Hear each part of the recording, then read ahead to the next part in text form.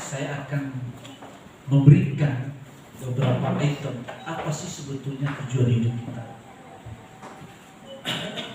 Perlu kita memahami apa itu tujuan hidup.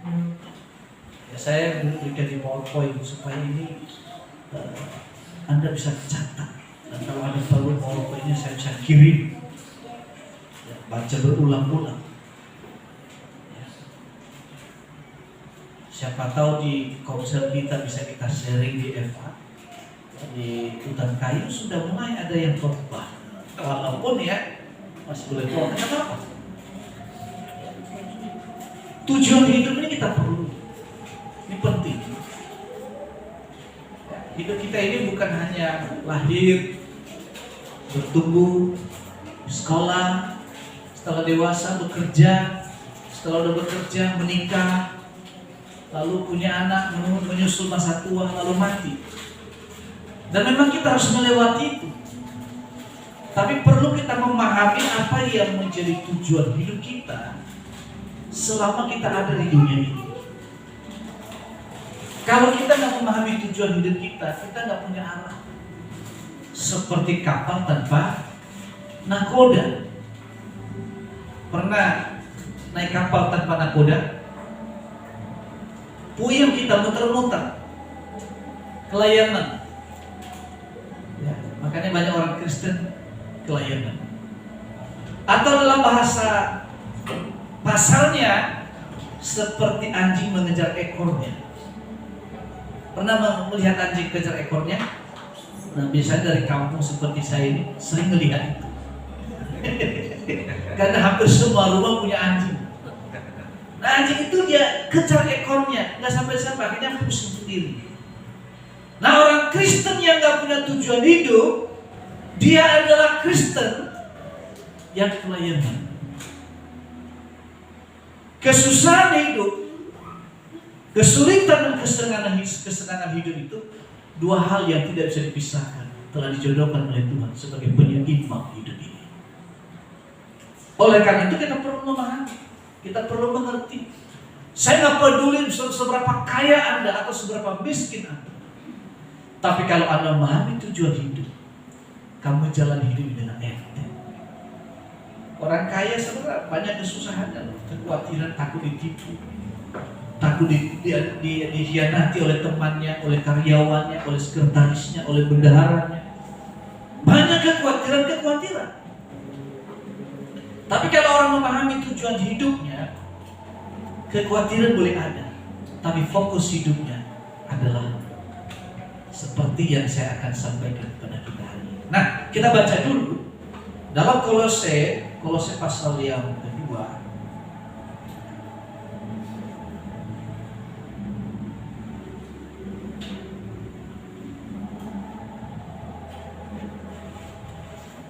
Kolose 1 ayat 15 sampai yang ke-16. Ya, di sana memang cuma sedikit saya kasih ayat, tapi ayatnya lebih lengkap di sini. Saya bacakan begini. Kolose 1 ayat 15 sampai 16. Ia adalah gambar Allah yang tidak kelihatan, yang sulung lebih utama dari segala yang diciptakan. Karena di dalam Dialah telah diciptakan segala sesuatu yang ada di surga dan yang ada di bumi, yang kelihatan dan yang tidak kelihatan, baik singgasana maupun kerajaan, baik pemerintah maupun penguasa. Segala sesuatu diciptakan oleh Dia dan untuk Dia. Amin. Siapa itu gambar Allah yang tidak kelihatan? Adalah Yesus yang menjelma jadi manusia. Kemarin di komsel di FA kita di hutan kayu saya tanya, Allah itu punya pribadi, punya firman dan punya roh. Pertanyaan saya, duluan mana, firman dulu atau Allah dulu? Ada yang mengatakan Allah dulu baru firmannya. Oke, setuju. Ada yang mengatakan firman dulu Pak, baru Allah ada. Nah kalau gitu pertanyaan selanjutnya, Allah pernah bisu nggak? Oh, nggak pernah. Nah kalau begitu, mana dulu mana? Allah dulu atau firman? Allah dulu Pak, berarti firmannya belum ada. Atau firman dulu, Allahnya belum ada. Lalu firmannya siapa? Apakah firman tak bolon? Oh, roh dulu tak? Roh dulu yang ada. Nah kalau gitu, dulu mana? Allah dulu atau rohnya? Kalau rohnya dulu yang ada, lalu rohnya siapa? Berarti Allah pernah jadi almarhum kan?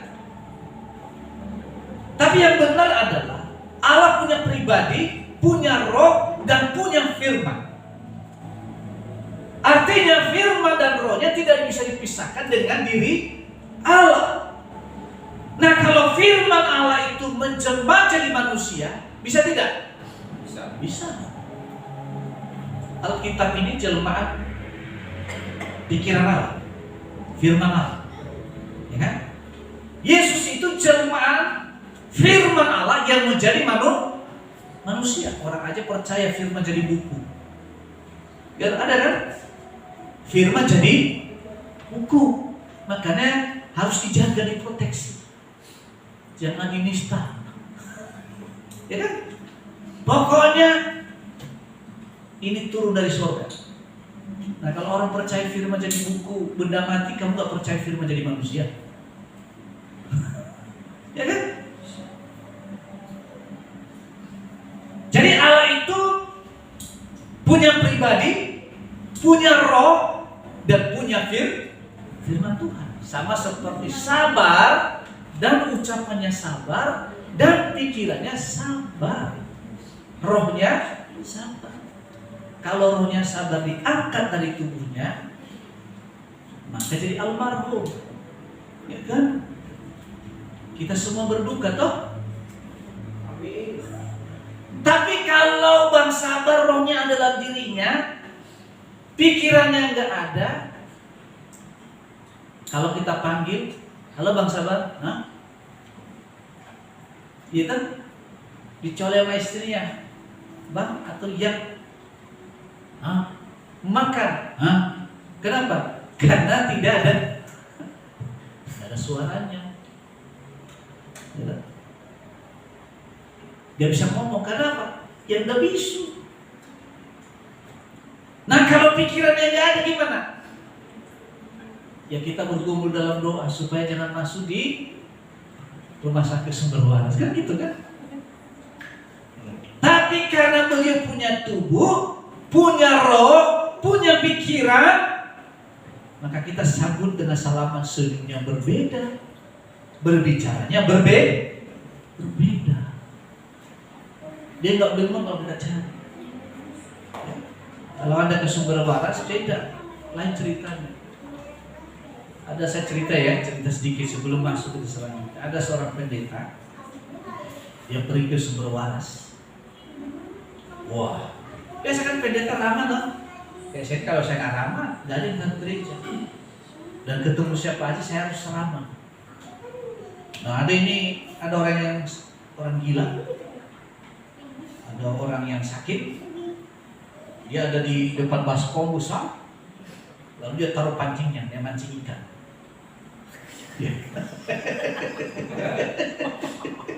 Mancing ikan. Oh pendeta bertanya, selamat siang Pak. Selamat siang. Bapak sedang apa? Kamu gak punya mata, kamu punya otak. Orang lagi mancing.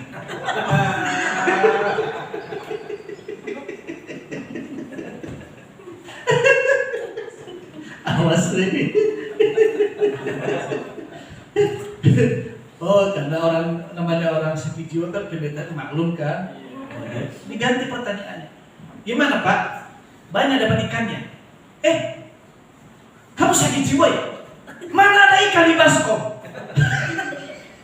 Aduh. Yang mana yang sakit jiwa? Pendetanya atau itu kalau ada sumber waras. Jadi saudara kasih Tuhan, Yesus itu gambar Allah yang tidak kelihatan, yang menjelma jadi manusia. Jadi itu dari Tuhan kita bukan 3, tapi satu pribadi, 3 manifestasi. Ya kan? Paham ya? Jadi kalau orang tanya, kok Tuhan mau 3? Sekarang saya tanya, si Semmer berapa orang? Ya kan? Saya tanya kan? Ya kan Pak Semmer tanya saya, kok Tuhan mau Petrus 3? Sekarang saya tanya, kalau begitu si Semmer berapa? Ya kan? Betul enggak? Oh 1, ya sama Tuhan juga 1. Kok bisa? Jadi ya Allahku punya pribadi, punya firman dan punya roh. Sama.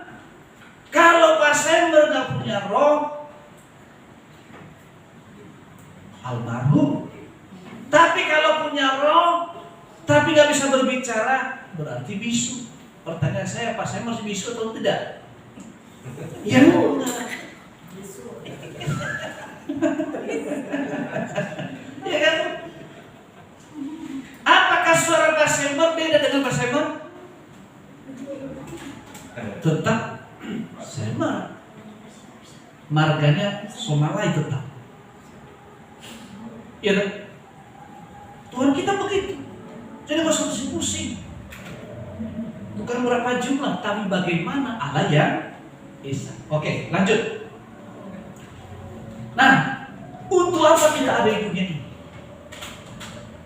Walaupun keadaan ekonomi mungkin gak seperti orang lain, pendidikan kita gak seperti orang lain, tapi ada tujuannya. Waktu kita punya tujuan, kita bisa mengejar segala sesuatunya, kita bisa menjalani dengan baik. Oleh karena itu gak perlu minder. Kalau hari ini kita mungkin, aduh gak seperti nasib orang lain, nasib ini. Ya. Kalau saya ingat berapa puluh tahun yang lalu, aduh, kita hidup di kampung makan aja susah. Sampai Jakarta juga berapa tahun yang lalu, tahun 2002, aduh saya mau jadi apa di kota Jakarta.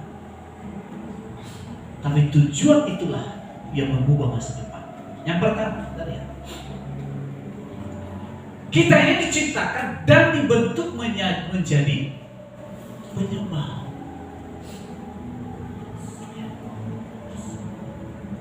Tidak peduli seganteng apa, secantik apa, kalau kamu tidak kembali pada jati dirimu sebagai penyembah, hidupmu seperti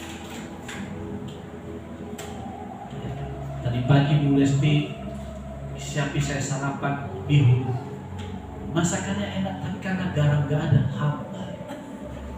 Saya tanya, ada garamnya, ada sedikit asin, ada, tinggal tambahin. Karena semua bumbu-bumbu yang apa itu Bu Lesti sudah mulai awasi saya, nggak boleh, harus pakai bumbu yang asli supaya suaminya panjang umur saya selalu dan beliau tidak buru-buru jadi janda. Loh iya, makanya dia dong kalau sehat kan.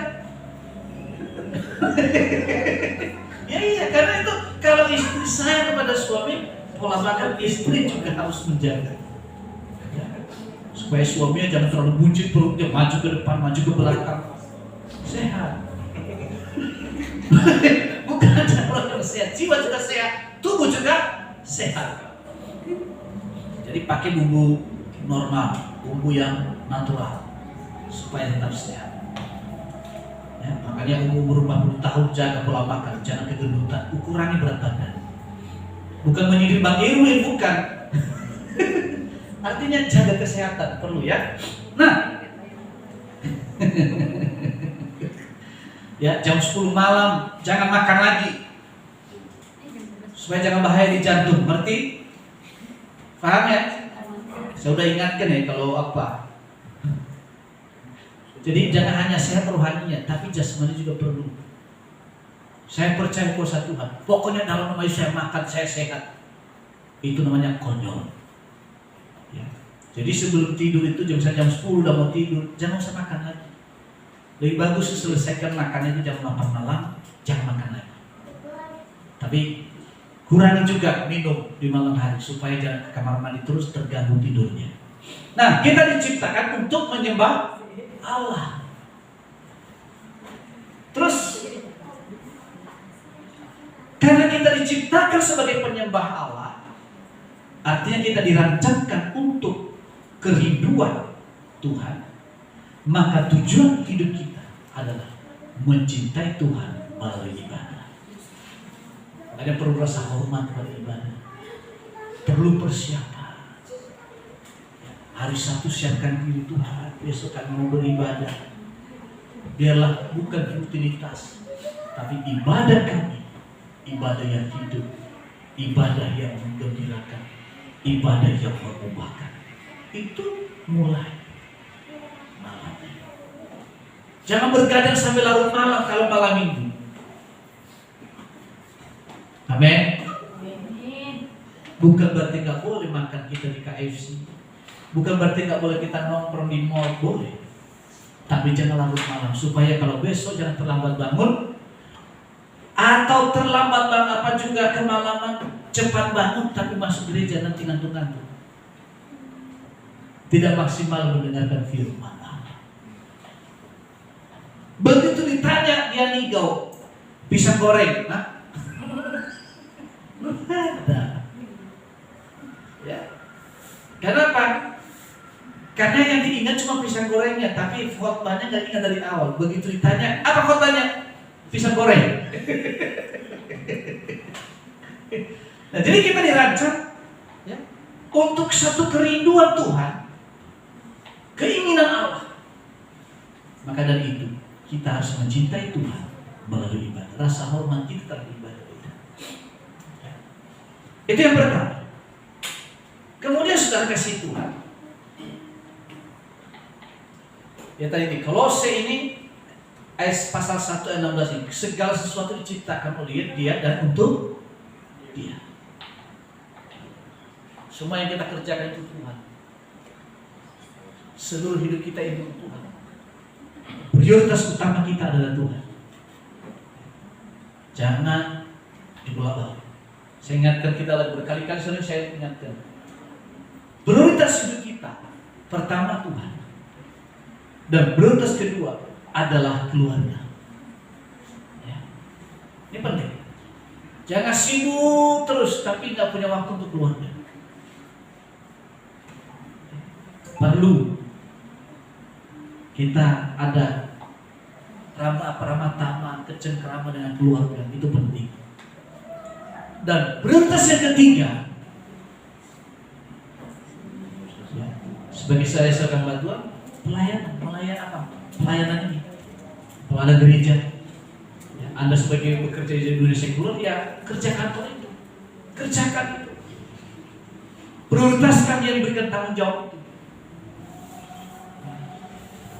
Maka nama Tuhan dimuliakan. Kalau kita berhasil dalam pekerjaan kita, artinya nama Tuhan dimuliakan. Kalau kita sukses mengerjakan sesuatu di kantor kita, artinya nama Tuhan dimuliakan. Meskipun kenyataan tidak seperti yang kita bayangkan. Ya. Terus kemudian yang kedua, saudara, kita diciptakan dan dibentuk untuk menjadi keluarga Allah.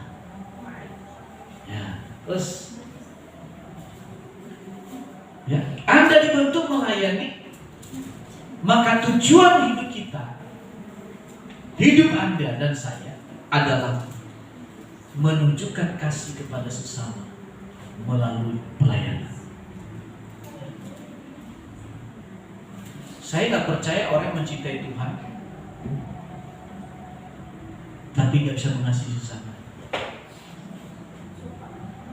Mengasihi sesama, melayani sesama bisa sampai melukai perasaan kita. Bahkan memaafkan sesama sekalipun bisa melukai perasaan kita. Tapi itulah pelayanan.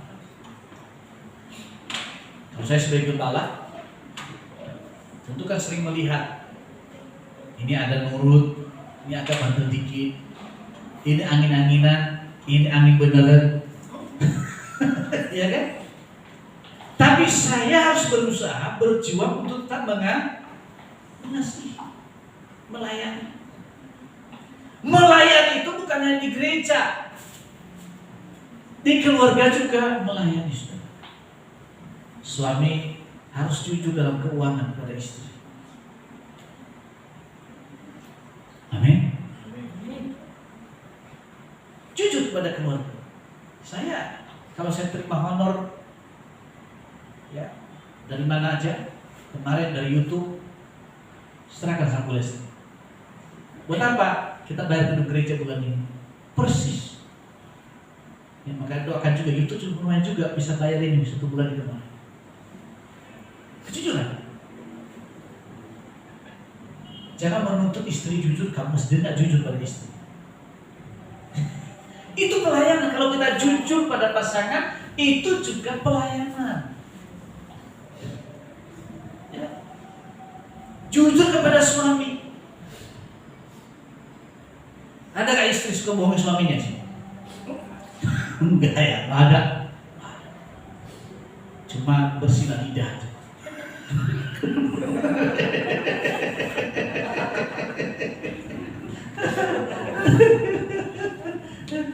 Iya kan? Atau dari mana tadi, Mak? Enggak kemana-mana. Tapi begitu ketahuan, itu cuma singgah sebentar. Ya kan? Nah, jadi ketika kita jujur pada pasangan, artinya kita juga melayani Tuhan. Tidak harus di foto di depan mimbar ini. Tidak. Karena apa? Orang lebih mudah mengikuti apa yang kita lakukan daripada apa yang kita katakan. Kalau saya di sini ada di teladan, khotbah saya ada tinggal. Iya betul. Apaan? Kemarin saya lihat Pak Petrus di medsos lagunya Aku Masih Seperti Yang Dulu. Gitu. Ya kan?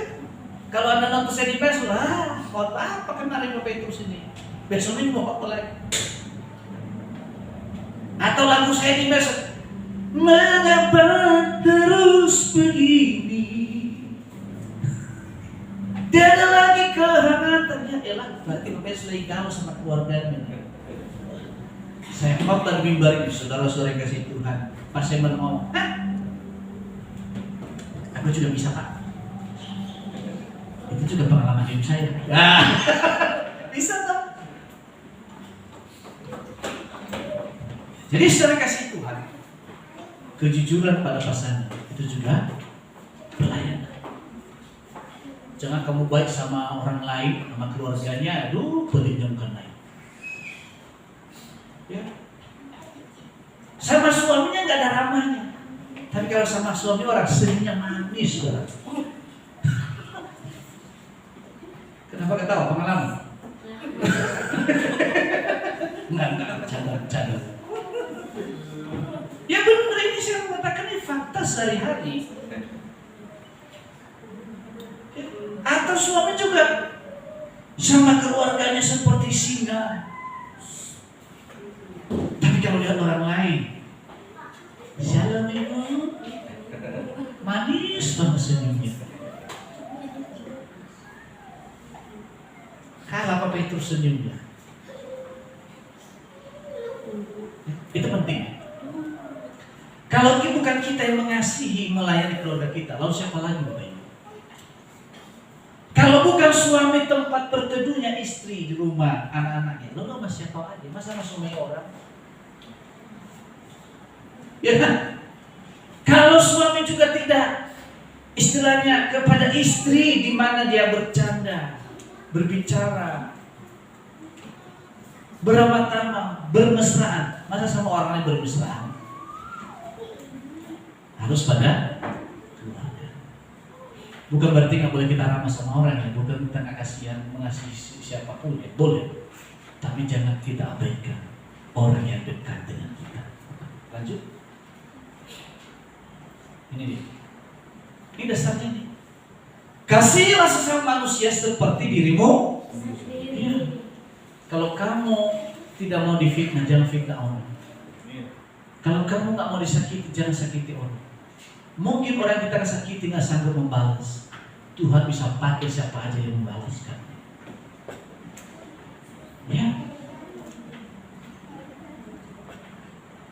Karena apa saudara? Orang yang dekat dengan kita adalah belahan jiwa kita. Kalau dia tersakiti, kita pun juga tersakiti. Nah, belajar, semua belajar. Sampai kapan belajar? Sampai mati. Iya. Ya. Jadi sekali lagi saya ulang, mengasihi pasangan itu satu kewajiban, satu keharusan. Harus. Wajib dan harus. Mari belajar bersama-sama. Saya juga masih belajar sampai hari ini. Tidak selamanya saya dengan Bu Lesti selalu baik-baik terus. Ada kadang berdebat, kadang-kadang keras bicara. Dan apalagi dalam keluarga kami, saya ajarkan demokrasi, boleh berpendapat, tetapi keputusan pada akhirnya harus sampai, harus saya melakukan. Jadi tujuan hidup kita yang kedua, jangan mati dulu. Diciptakan dan dibentuk dari keluarga Allah. Oleh karena itu kita dibentuk untuk tujuan apa? Menunjukkan kasih pada sesama melalui pelayanan. Menghormati sesama itu juga pelayanan. Jangan mengambil keuntungan diri sendiri, tapi temanmu itu dirugikan. Ya. Itu yang kedua. Yang ketiga, pergi dan jadikanlah murid. Kenapa saya semua bangsa murid? Tapi nggak usah jauh-jauh, lingkungan kita dulu. Suami harus menjadi guru bagi keluarganya. Yang setuju katakan amin. Amin. Istri juga harus jadi guru dalam keluarganya. Yang setuju katakan amin. Amin. Kemarin saya ada ini nih, kesaksian seorang ibu gembala. Nah ini orang Batak. Kan saya salut dengan orang Batak ini hebatnya. Tapi jangan kegeeran ya. Bu Lesti jangan GR, ya Bu Tari, Bu Delima jangan GR ya. Nah, ibu ini dia punya suami orang Batak juga. Dia melayani sama di GP juga. Tapi dia melayani suami mabuk-mabukan. Anaknya sampai gak sekolah, putus sekolah karena suaminya udah gak bertanggung jawab beri nafkah. Pulang ke rumah mukulin, semua peralatan rumah diberantakin, hancur-hancuran. Akhirnya apa yang terjadi? Anaknya gak sekolah dan mereka masak itu dengan makanan yang seadanya, hanya ada nasi dibagi berapa orang lah. Atau hidup miskin. Yang namanya memabukan kan, udah semua campur aduk di sana kan. Nah berjalan waktu, ibu ini satu-satunya dia yang ke gereja. Satu-satunya ke gereja. Pulang dari gereja dipukuli sama suami. Ada. Tapi ibu ini semangat. Dia pergi menginjil, menyampaikan firman Tuhan. Orang lihat kita tangan ngomong, pelayanan penginjilan itu suamimu itu ngomong bakal mukul, nggak bertanggung jawab itu suami. Pulang dipukulin. Dan sempat dia pernah pulang pelayanan menginjilin orang.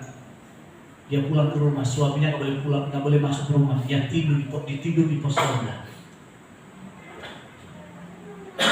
Aduh, perjuangan istri. Tapi istri itu selalu mengatakan, Tuhan aku berdoa buat suamiku. Aku melepaskan berkat suami saya, suami yang baik, suami yang bijaksana, suami bertanggung jawab. Suami yang tidak memabukkan, tidak main perempuan.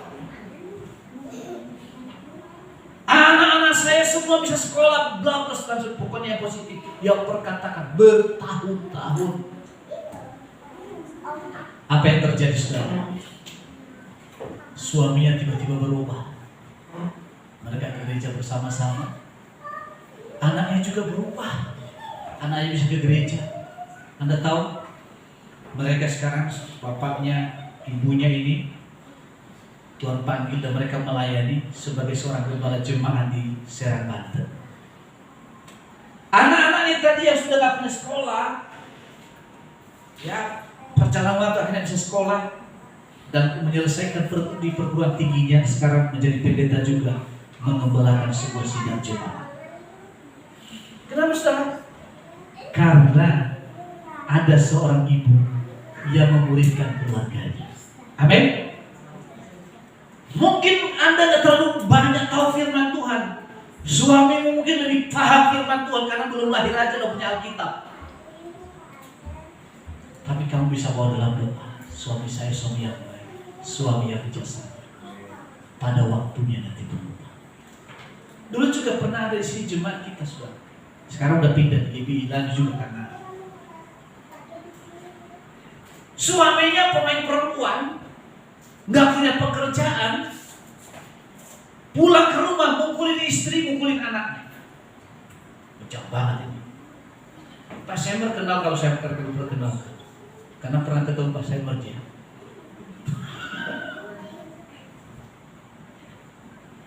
Ke gereja istrinya sama anaknya, takut pulang, takut dipukulin. Akhirnya apa? Saya menunggu di sana, ngobrol-ngobrol sama yang suaminya ini. Kalau udah cair suasana, sudah damai, barulah kita pulang. Kalau enggak istri yang, Pak jangan pulang dulu, takut digebukin sama suami. Dalam kehidupan yang miskin, untuk ke gereja aja kami jemput, bertahun-tahun ikut kami. Berdoa semalaman dengan kami, berdoa, pokoknya ikut saya kemana. Dan melalui doanya akhirnya suaminya berubah. Wah, suaminya berubah, berkat juga datang. Lalu suaminya sudah rohani. Rohani dong. Karena apa? Melalui istrinya diberkati. Sampai hari ini juga suaminya gak kerja, istrinya yang kerja. Tapi sudah berubah. Kalau dulu kan sekali ngomong nempelin, sekarang paling hanya ngomong. Ada puji Tuhan, pelan-pelan berubah. Dan saya bersenang itu mereka udah melayani bersama-sama. Dan tanpa lihat di YouTube nanti ada waktunya saya perlihatkan saudara, istrinya sudah bikin album nyanyi rohani. Haleluya. Karena apa? Istrinya tidak pernah menolak, tidak pernah mengutuki suaminya. Jadilah kamu bebek. Kalau bebek benar ya, gak pernah ngomong suaminya dasar kambing. Kalau jadi mohon kambing benar gimana? Jangan papa bebek. Atau ngomong sama suami dasar gak punya otak. Nanti kalau gak punya otak, halo papi, nggak ada otak. Kamu yang ngomong begitu, jadi benar jadi. Jadi murid. Suami harus menjadi guru di keluarganya. Istri juga harus menjadi guru bagi keluarganya. Yaitu apa? Mengajar anak-anaknya. Ajar dengan benar. Ya memang kadang-kadang anak ini juga zaman sekarang gampang susah. Tapi kita harus berjuang sebagai seorang guru dalam keluarga. Saya juga sebagai guru di gereja ini, gurunya di teladan. Keteladannya apa? Berharap sama Tuhan. Apalagi jangan sembarangan ngomong. Apalagi dalam bermedsos. Semua ada. Dalam menghadapi yang bandel-bandel dikit, dalam mengayomi yang lumayan rajin, memfollow up yang timbul tenggelam, dan berjuang mengejar yang tenggelam benar. Bersama. Percaya sama saya akan pernah mengutuki siapapun di gereja. Di rumah saya juga jadi guru, mengajarkan. Dan murid saya pertama adalah murid saya. Ya, itu murid saya pertama. Murid yang saya kedua adalah Chelsea, yang agak lumayan cerewet. Ya kan? Lirik ya. Yang kedua Stephen, ya, ketiga Stephen. Selalu saya ingatkan, perjuangan kalian ke depan tidaklah mudah. tidak semudah seperti yang kami alami. Bisa lebih. Tapi kalau hanya nyantai-nyantai kemana angin bertiup, mau jadi apa ke depan? Nah, sekarang tambah 2 anak muda di sini, udah mudi. Ya. Terus berjuang. Termasuk juga murid saya. Saya harus kasih tahu. Ya. Tasya di sini kan bukan kebetulan, kan? Saya nggak pernah kenal sebelumnya. Ya. Kristian dari sini juga bukan kebetulan. Artinya harus saya didik di sini.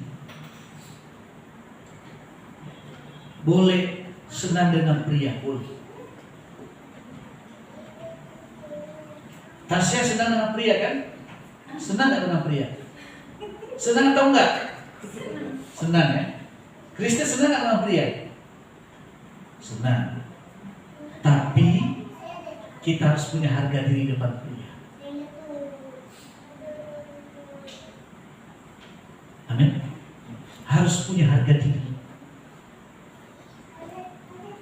Ada pernah satu ketika saudara, saya ceritakan seorang anak Tuhan karena terlalu gampang tengah hidupnya, apa yang terjadi? Dia ini sembarangan. Akhirnya apa? Dari seorang yang berpendidikan, nikahnya sama tukang bakso masih mending. Baksonya lumayan dan harus tinggalkan Tuhan. Hanya persoalan cinta. Makan itu cinta.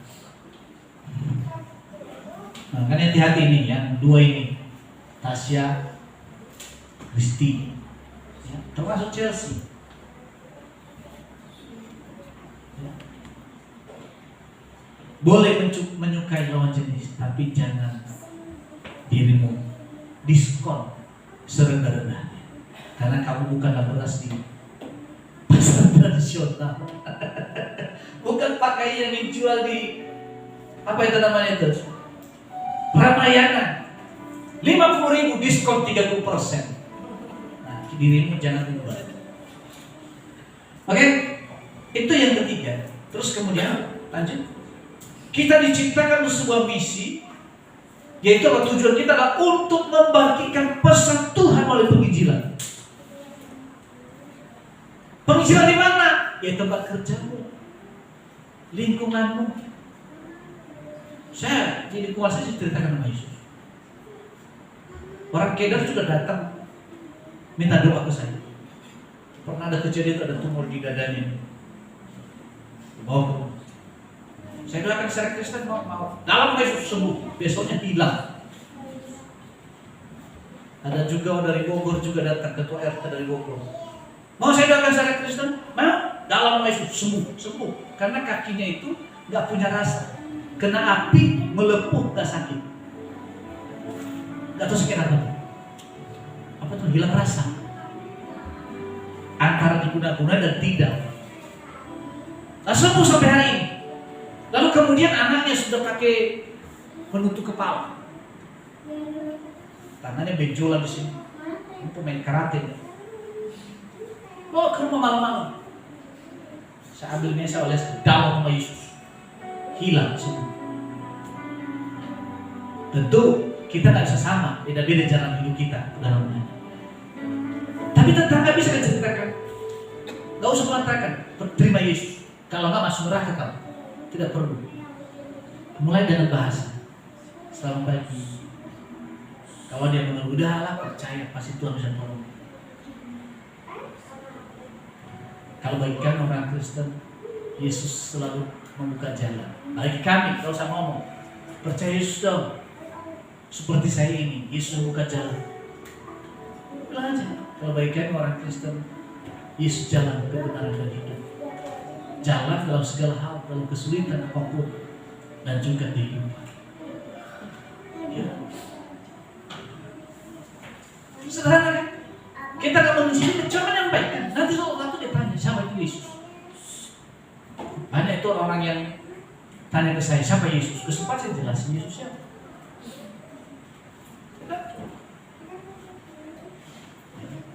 Terus, dia begini, Karena itu pergilah, jadikan semua bangsa muridku dan baptislah mereka dalam nama Bapa dan Anak dan Roh Kudus. Berapa tahun yang lalu, saudara, ada TKW, dulu TKW, sekarang TKI namanya. Nah TKI, TKW yang datang itu masuk asrama sebelum berangkat ke luar negeri, kita injili. Kita injilin, itu hampir setiap minggu ada yang kita baptis. Ini bukan orang Kristen, Ustaz. Orang kita. Nah, di asrama mereka dikumpulkan, kita sampaikan firman, ajarkan dasar firman Allah. Nah, kita juga bisa, semua bisa, asal ada kemampuan. Oleh karena itu, kalau belum bisa, belajar, tanya. Kita belajar bersama-sama. Nah, itu yang ketiga. Yang keempat, baptislah mereka dalam nama Bapa, Anak dan Roh Kudus. Terus, artinya kita dibentuk untuk keluarga Allah. Jadi tujuan hidup kita adalah untuk mengidentifikasikan diri dengan gerejanya melalui persekutuan. Jadi makanya selain kumpulan ibadah ini, ada namanya komunitas, nah disebut family altar. Di sana praktek kemarin tuh, kalau 2 minggu yang lalu Bu Santi yang khotbah, ya saya senang-senang saya dengerin. Walaupun dia penuh semangat, begitu semangat, udah hilang wahyu. Sampai di sini Pak. Kemarin Ko Hendy, mereka juga nggak terlalu paham banget, bingung mau ngomong apa. Tapi itu sebuah langkah awal untuk maju. Ya, minggu depan mungkin atau 2 minggu lagi Pak Irwin dengan kesaksian dan Kalimantan bisa. Jangan tunggu udah sempurna dulu baru. Semuanya bisa kalau kita ada kemauan. Terus karena itu pergilah dan jadikan semua bangsa muridku dan baptislah mereka dalam nama Bapa dan Roh Kudus. Ya, kita dibentuk menjadi keluarga. Yang terakhir, yang kelima, ajari mereka melakukan segala sesuatu. Apa itu? Kita diciptakan untuk menjadi seperti Kristus. Jadi tujuan hidup kita adalah untuk bertumbuh menuju kedewasaan melalui pemuridan ini. Ajar. Dan ajarlah mereka melakukan segala sesuatu yang telah kuperintahkan kepadamu. Dan ketahuilah aku menyertai kamu senantiasa sampai berakhir zaman. Kalau mau disertai oleh Tuhan, kuncinya ini. Anda mau dipakai Tuhan dalam kesembuhan, doakan orang sakit. Anda mau dipakai Tuhan untuk memuridkan, belajar memberitakan Injil, pasti dipakai Tuhan. Ya. Karena apa? Waktu kita bicara firman, itu ada Roh Kudus di sana. Fungsi Roh Kudus itu mengingatkan, mengajar, dan menegur kita. Nah, waktu Roh Kudus ingatkan kita juga heran. Tadi saya ngomong ini kok bisa ya? Kok bisa masuk ya? Oleh karena apa? Ada ilham daripada Roh Kudus. Amin.